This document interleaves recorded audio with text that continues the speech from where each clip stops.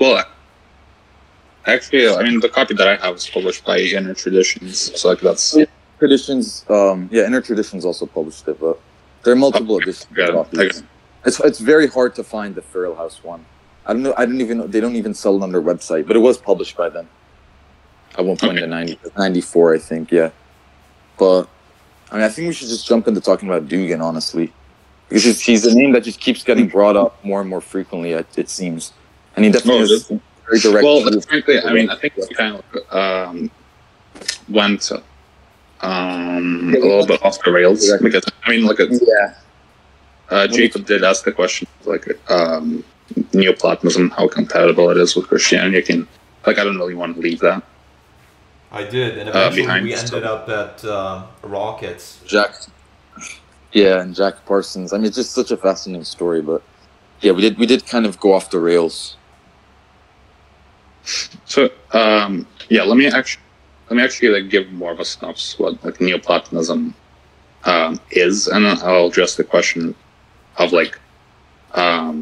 compatibility with Christianity, because I mean I think Neoplatonism certainly has had quite a bit of influence, let's say, on Christianity, but particularly I think Catholicism, like Saint Augustine. There was certainly quite a bit of he's probably one of the most influenced figures by Neoplatonism, because I mean, if I'm not wrong, he actually learned that God was not presence or not a material present being, but an immaterial present being, from Plotinus. So in other words, he learned that God has an immaterial presence from Plotinus. I believe when he was about 17 or 18 years old, when he was reading the Enneads, the works written by Plotinus. So I would say Neoplatonism is basically a follow-up of Plato's esoteric ideas that were essentially brought out into the public by a man named Plotinus. Initially, he wasn't really into philosophy until at the age of 28 he met a man called Ammonius Saccas. Not really much is known about that guy. There was a schizo on YouTube, kind of schizo guy that made a 15-minute video trying to analyze his name, and he somehow got to the result that means Scythian sage, but I don't understand his reasoning. But anyways, he was kind of the esoteric teacher that he met, that I assume exposed him to the esoteric side of Plato, and ultimately he was introduced to philosophy and started to publish a lot of texts in Greek, regarding Greek philosophy, regarding Platonic philosophy particularly, expanding on it. Until he wrote about, it's 9 times 6, so it's 54 tractates during his life. So the reason as to why this main work, the Enneads, is called Enneads is because it comes from the Greek word enneia, which means 9. It's they're split into 9 pieces, times 6 in total. So basically it analyzes, I mean, it's a huge spiritual tradition. Many books have been written about it. Well, I wouldn't say too many, but obviously, I don't want this to be the main subject of this podcast. I think we have already discussed the main tenets of it. But monism, I'd say, is probably one of the key things. I'm sorry? Right? Monism, or is it monism? Monism. Key doctrines. And then emanation, particularly. Yeah. So, all of reality. From the highest principle, so the one, onto nous, and then to the world soul, and then onto matter. So what's the good, in particular, the one being the most good, the most timeless, the most eternal. Yes. Principle. In other words, the monad, the good. In Greek, it's to agathon. So what really means the good. I mean, I see that Neoplatonist idea of monism is actually having influence on perennial philosophy. Yeah, exactly.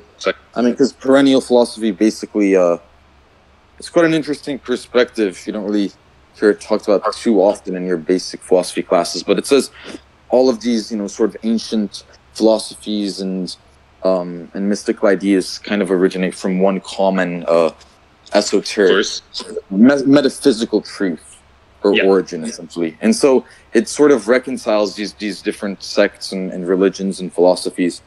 And I think it's pretty relevant here because one of Evolá's key influences, to me, when we talk about Evolá's intellectual development, I always bring up Oswald Spengler, who I think is an incredibly, a very relevant and pertinent figure, because he wrote these two.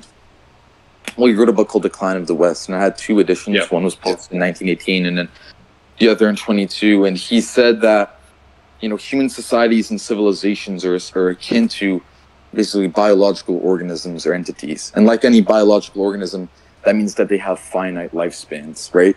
And so that's where he introduces, and because any organism's lifespan can generally be divided into cycles, right? Youth, adulthood, adolescence is one cycle. He said history and human civilizations undergo the same cyclical transformations. And as you can tell from the title of the book, Decline of the West, he thought, we're in the era of Western civilization, there was this sort of decline, this degradation, that it would actually culminate in this sort of violent collapse, right? Because every organism eventually dies, and that marks, the collapse of the cycle. But I see, that Spengler was a key influence on Evolá. What I see in Evolá and in books like Revolt Against the Modern World is basically blending the Spenglerian conception of history with slightly more mystical ideas derived from Hinduism, but especially from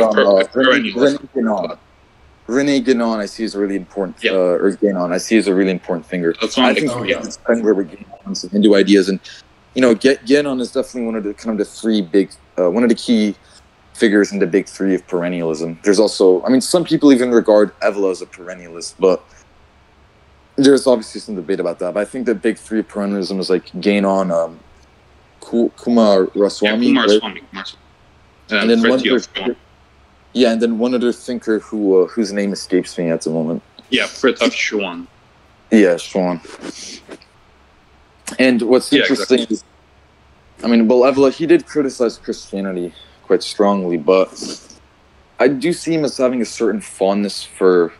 Look, if you look at his books, he was a master of comparative religions. He drew from Hinduism, from Islam, from ancient Greek philosophy. There's definitely, pretty compatible with perennialism, but they both wrote a lot about Islam, right? René Guénon actually he converted to Sufism in Cairo, Egypt, and there's a lot of he also changed his name to Arabic. Yeah, to Sheikh Abdul Wahid, I believe. Yeah. But there's a lot of muddy ground when it comes to the relationship between, the dissident right and third positions to Islam. Like, a lot of people are stuck in this sort of boomer mindset where they think that, the right is Islamophobic, or they just want to keep all the Muslims out, keep all the third worlders out. I think it goes a little bit deeper than that, and this is where perennialism comes into play, and this is why it's such an important philosophy nowadays. In the Metaphysics of War, which is definitely a book that I really wanted to touch on, it's one of the Evolá's deeper cuts. Well, the basic sort of theme of that book is that Evolá views war, violence, and combat as actually positive forces, and he views them as means of self-actualization and transcendence for the individual, especially amidst a world that he sees as very spiritually desiccated and and kind of emasculated, right? That's how he characterizes this modern world, the Kali Yuga, and that ties into Guénon because, Flankwell, if you wanted to expand on this a bit, because you probably know more about Guénon than I do. Let's see.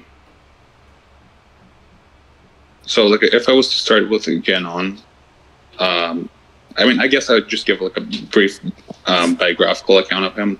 So he was basically a French philosopher, born around I think it's one of the areas in Paris, like in his early youth, he was involved in a lot of occult movements. So like, yeah, I believe he was a Freemason at one point, right? He established a Freemasonic lodge. Yeah.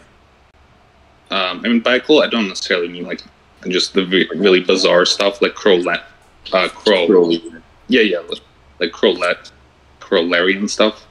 But just like kind of the more esoteric sects that existed in France at the time. Eventually, like he got into the study of Hindu doctrines. Like he did establish some connections with other like people who have like allegedly traveled to the Far East. Like I think he was like in touch with a guy that like traveled to Vietnam, because Vietnam back then was a French colony, and like I think might have gotten initiated into sort of like like an esoteric sect like of some sort. So ultimately speaking, like he became kind of like a mouthpiece for like Eastern traditions, like particularly for Hinduism, and eventually like he ended up moving to Egypt, where like he converted to Sufism, as you said, changed his name, got married, like had kids, and like published a bunch of books on like traditionalism. I actually have like a bunch of them right over here on the book.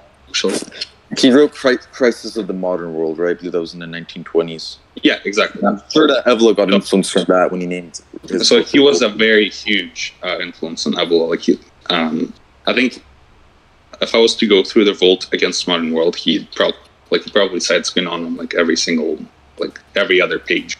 Yeah. So, I mean, yeah. Sorry, earlier I kind of lost. So actually, I think when he was a teacher, like Guénon, or like a professor, I think Evola might have actually attended his classes. Yeah, I see. Yeah, sorry. Earlier I kind of lost my train of thought because there's some weird noise right outside my house, but it was nothing. So what I was really sort of trying to lead into is, just appraisal that Evola delivers of war and violence and metaphysics of war. But he dives into these different ideas surrounding war and ancient religions and philosophies. And when he gets to Islam, I think he actually does praise the concept of jihad. Of jihad, actually, on a spiritual level as well. He views this as one of the important manifestations of like the war drive, basically, or the drive for violence. And I think that's really relevant because we've seen such a transformation in the dissident right over the years. I mean, I think it's just really obvious. Like if you go back to and this is to sort of ground the conversation in a more, to a more pragmatic level. I think if you go back to 2016, the milieu on the dissident right was essentially, this kind of like boomer, almost not quite neocon, but very civic nationalist perspective that actually said, MAGA, like we're Christian above all else. Sort of very. I don't like the term Islamophobic because of what it's been turned into, but just very anti-Islam and. Promoting Judeo-Christian values, which as we know is kind of a farce now, because there are obviously key distinctions between Judaism and Christianity and their values, but there's been a big transformation where now the right is actually a lot more accepting of Islam, I think.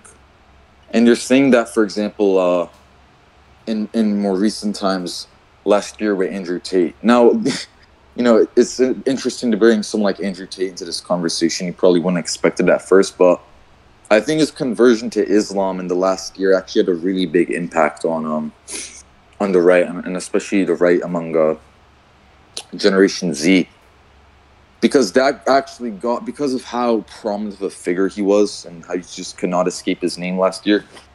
His conversion to Islam actually inspired a lot of young people, a lot of Zoomers, to sort of look into these more traditional ideas. Like if you go on social media in 2023, if go on Instagram or Twitter, you're gonna see all these like.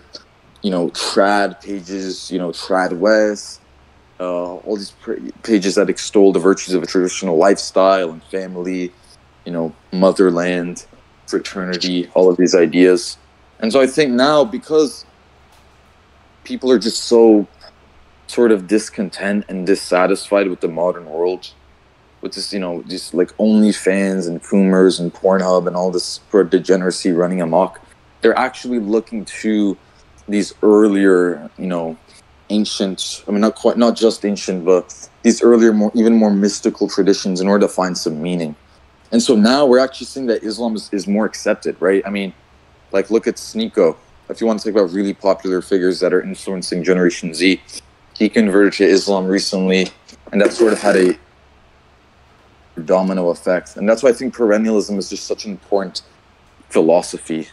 Like, if you talked about this 20, and it's very relevant to our time, 2020s. Like, if you talked about this 20 years ago, the idea that there could sort of be this reconciliation between Christianity and Islam and these different religions among the right, especially the far right, would have just seemed bizarre. I mean, we were in the early stages of the war on terror, and there was this very, civic nationalist, we gotta get those muzzies, kill those Muslims kind of push. But there's just been such a transformation, and it's so interesting.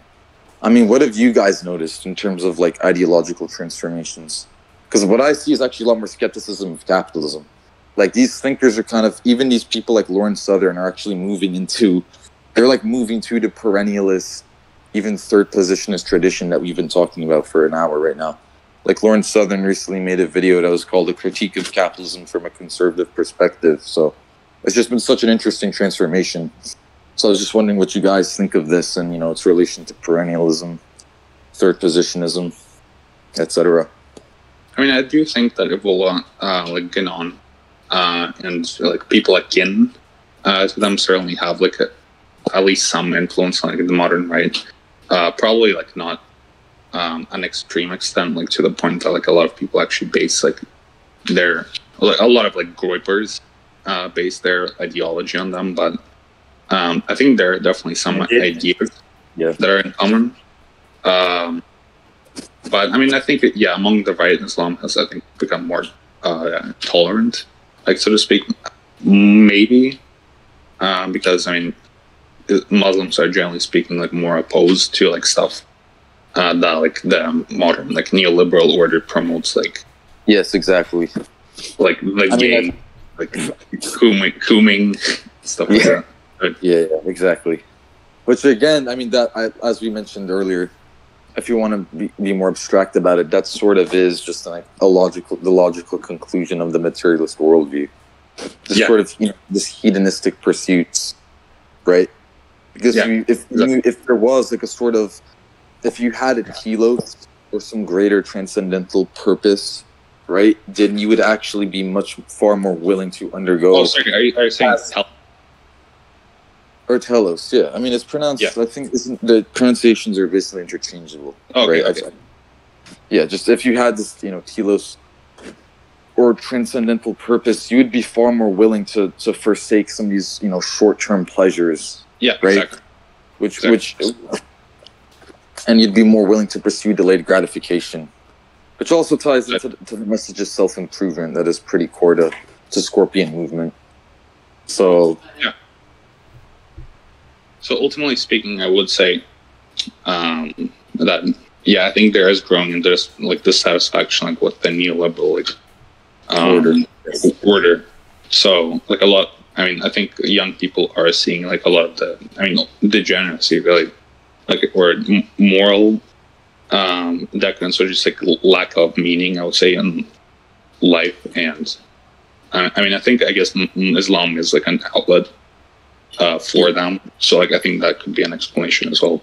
Mm-hmm. I mean, this is the crisis of our times, and it doesn't really get that much attention in the mainstream, but I mean, that's why we're here to cover these types of issues. So, and actually Spengler, because I mentioned Oswald Spengler, he essentially predicted this in Decline of the West more than 100 years ago. He said what he said in that book is that at some point in Western civilization, just like sort of materialist corporate hegemony, right, would actually come to an end, and instead of capitalism being the predominant system, we'd actually see a return to older forms of hierarchy, where there'll be value placed upon just strong, the most fit in society. It's called the new man in Spenglerian philosophy. So it's just kind of similar to Nietzsche as well. Yeah, but, exactly. I mean, it's also this Nietzschean idea of the Übermensch And definitely has some similarities with Evola, specifically what he borrowed from Hinduism, right? About these different castes and the golden age of when, you know, the warrior class kind of ruled over society. And we had this more hierarchical model versus what he views in when modernity being ruled by, you know, basically the bugmen. He did not call them the bugmen, but, you know, sort of the lower castes. The lower castes that are very far from this, you know, aristocratic warrior status. So it's just interesting to see events unfold. And it's kind of, you know, all of these ancient ideas are just kind of, you know, they're coming to fruition. Like they're unfolding before our eyes. So these types of thinkers, like a lot of people say, oh, you know, why do you even care about something like esoteric? Well, I don't like to say esoteric Hitlerism because that's more so associated with people like Miguel Serrano, who did kind of go off the rails. I mean, he met with Evola and they were associates, but he gets us to some very sort of wacky territory with things like Hollow Earth and, you know, UFOs. But, you know, there is, you know, a lot of this, there in mainstream academia, these types of subjects and thinkers aren't really covered that extensively. Yeah, exactly. And so we're seeing that they're actually some of the most important, they have written some of the most important works in order to understand the condition of the modern world. Yeah. And they're still relevant more than 100 years later. Which is why I think it's so important that we cover these thinkers.